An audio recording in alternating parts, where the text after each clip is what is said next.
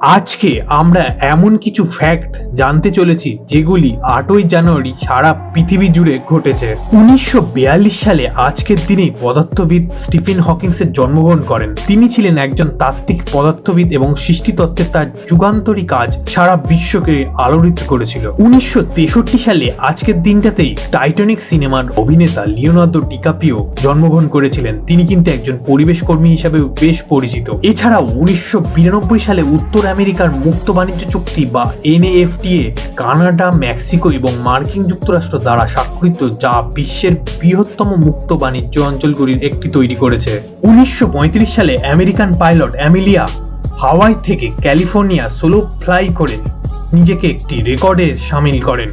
1993 সালে American basketball তারকা আজকের দিনেই মাইকেল জর্ডান NBA-তে দ্বিতীয় দ্রুততম 20,000 পয়েন্ট নিজের নামে করেন।